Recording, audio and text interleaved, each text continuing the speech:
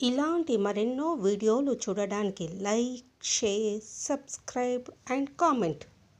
ఈరోజు ఈ వీడియోలో నవదుర్గల అవతారాల్లో 3వ అవతారం చంద్రఘట దుర్గా అవతారం గురించి తెలుసుకుందాము. పురాణాల ప్రకారము చంద్రఘట మాతను పార్వతీదేవి వివాహ రూపంగా భావిస్తారు. ధైర్యానికి, నిర్భయతకు చంద్రఘట మాతను ప్రతీకగా భావిస్తారు. ఈ అమ్మవారిని చంద్రఖడ్గ, చండిక లేదా రామ్చండి అని కూడా పిలుస్తారు. ఇలా చంద్రఘట మాత ఎవరు, తనకు ఆ పేరు ఎలా వచ్చిందో తెలుసుకుందాము.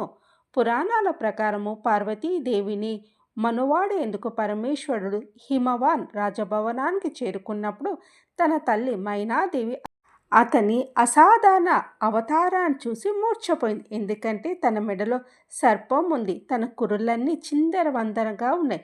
పరమేశ్వరుని వివాహ ఊరేగింపులో దయ్యాలు, ఋషులు, రాక్షసులు ఉన్నారు.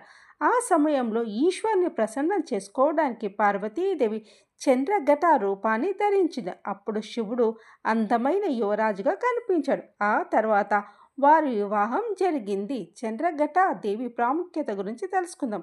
మహాగౌరి తన నుదిటిపై అర్ధచంద్రుని ఆకారాన్ని ధరించడం వల్ల అమ్మవారిని చంద్రఘట అని పిలుస్తారు.